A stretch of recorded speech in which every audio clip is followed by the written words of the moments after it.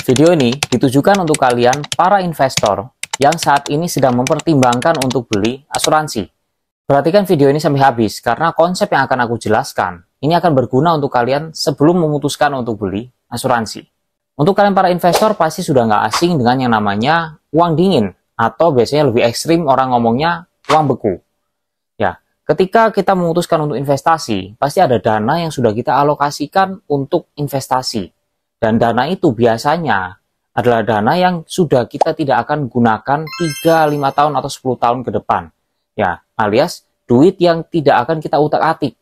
Karena duit itu memang sudah dialokasikan untuk investasi. Ya, dan duit yang kita sudah alokasikan itu, kita juga sudah siap untuk hilang. Ya, jadi mindset kita ketika investasi adalah duit ini sudah siap hilang, dan ini memang duit yang sudah tidak akan kita pakai 3, 5, sampai 10 tahun ke depan. Nah, konsep uang dingin ini harus kita gunakan juga ketika kita beli asuransi. Nah, kenapa demikian? Karena ketika kita memutuskan untuk beli asuransi, itu adalah keputusan jangka panjang. Nah, yang berarti uang yang kita alokasikan juga, itu adalah uang yang memang kita sudah siap untuk tidak kita tarik selama jangka panjang. Ya, konsep ini harus kita bawa juga di asuransi. Ya, kenapa? Karena konsepnya ketika kita berasuransi, itu adalah kita memproteksi diri, bukan kita taruh duit dan kita mengharapkan duit kembali. Ya, sehingga ketika kalian taruh duit di asuransi, tidak ada harapan untuk duitnya itu kembali. Ya, karena memang sudah dipotong untuk biaya asuransi dan biaya lainnya.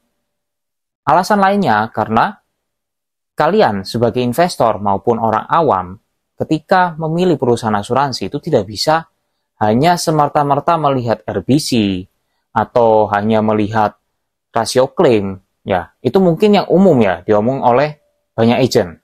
Yang menurutku itu basic banget dan terlalu standar. Ya, padahal ketika kita memilih perusahaan asuransi seharusnya lebih dari itu. Ya, kita nggak hanya lihat dari RBC atau rasio klaim, harus lebih jauh dari itu. Kalau kalian seorang investor pasti tahu ketika memilih saham atau memilih perusahaan untuk kita invest, kita harus melihat dari laporan keuangannya. Ya, selain itu juga harus lihat dari GCG atau dari manajemen perusahaannya. Sama ketika beli asuransi, kita juga harus lihat dari segi fundamentalnya, ya dari segi laporan keuangan, GCG, dan lain sebagainya. Nggak cukup hanya dari RBC dan rasio klaim. Itu sangat nggak cukup. So, buat kalian yang awam atau investor yang masih bingung untuk memilih perusahaan asuransi mana yang bagus, cukup mindsetnya di switch. Kalau duit yang kita taruh, itu adalah duit yang memang sudah siap untuk hilang. Kalau masih belum ada mindset seperti itu, jangan beli asuransi. Mungkin kalian sering dengar dari perkataan Pak Lo Keng Hong, jangan membeli kucing dalam karung. Ya, ini harus kalian bawa ketika kalian beli asuransi. Karena kalau kalian nggak melihat asuransi itu sebagai sebuah produk yang bisa bermanfaat untuk keuangan kalian, kalian hanya asal beli. Ya, biasanya sering saya dengar kayak gini. Bro, tolong aturkan asuransi, pokoknya yang bagus lah. Aku nanti tinggal bayar. Aku percayalah sama kamu. Nah, berapa banyak dari kalian yang nonton video ini sama seperti yang tadi aku ngomong? Kalau iya, kalian harus dengarkan ini. Ya, ketika kalian membebaskan seorang agent untuk membuatkan produk, mendesainkan produk, dan kalian tinggal bayar aja, berarti dari pihak agent, kalau memang agennya berniat baik, maka dia akan membuat produknya dan dia menjelaskan ke kalian dan menjelaskan juga manfaat produk itu terhadap keuangan kalian. Nah, tapi kalau sebaliknya, agennya hanya melihat, oh berarti saya bebas untuk buat produknya, berarti saya bisa buat produk yang komisinya yang paling besar untuk saya. Nah, bahaya kalau kalian ketemu agen yang seperti ini. Ya, paham ya?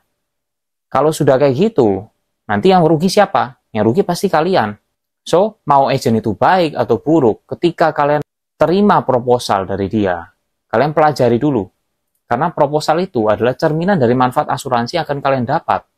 Nah, mungkin kalian sudah lihat, oke, manfaatnya bagus. Nah, jangan langsung beli. Karena fitur-fitur itu, kalau bagus, tapi tidak bermanfaat positif untuk keuangan, kenapa kalian harus beli? Nah, kalau kalian cuma beli karena fiturnya bagus, tapi ternyata produknya itu nggak berdampak bagus untuk keuanganmu, nggak ada hubungannya, berarti kalian mengeluarkan uang yang sia-sia, ya, yang nanti berefek ketika kalian bayar asuransi tiap bulan atau tiap tahun, kalian akan merasa itu terbebani. Itu adalah beban untuk kalian bayar asuransi itu. Ya, lain cerita kalau kalian sudah tahu, oh, asuransi X ini bagus untuk keuanganku di segi A misalnya. Bisa membuat keuanganku menjadi lebih baik, bisa memproteksi keuanganku lebih baik lagi, sehingga keluargaku bisa kehidupannya terjamin di masa depan. Utangku bisa diproteksi oleh asuransi, asetku bisa diproteksi oleh asuransi. Kalau kalian sudah sampai di pemikiran seperti itu, maka kalian bisa lanjut ke konsep ketiga. Ya, konsep ketiga, perhatikan juga yang menjual kucing dalam karung. Perhatikan juga agennya. Ya, nggak semua agen itu baik, nggak semua agen itu pintar. Ya, jadi kalian harus bisa pilah mana agen yang baik, mana agen yang pintar, mana agen yang hanya berniat buruk. Ya, caranya bagaimana? Ketika agen kasih proposal, dia menjelaskan produk ke kamu, kalian cek, produk ini apakah benar manfaatnya. Cara ceknya bagaimana? Cek dari website perusahaan asuransinya. Ya, biasanya ada lengkap, ada brosurnya, dan kalian cek apakah benar, sudah sesuai. Ya, kalau sudah sesuai, coba kalian tes agennya.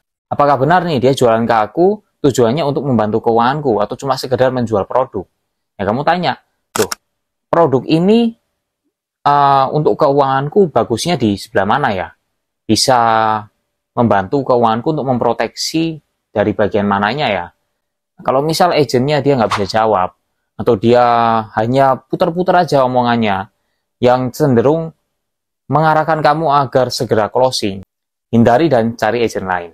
Daripada kamu sudah berkomitmen untuk beli asuransi, dan ternyata di agen yang salah. So, itu 3 poin yang harus kalian perhatikan sebelum kalian memutuskan untuk beli asuransi. Jika konten ini bermanfaat untuk kalian, jangan lupa like, share, dan subscribe. Dan kalau ada pertanyaan, bisa langsung tulis di kolom komentar, nanti aku jawab. Thank you, dan see you di next video.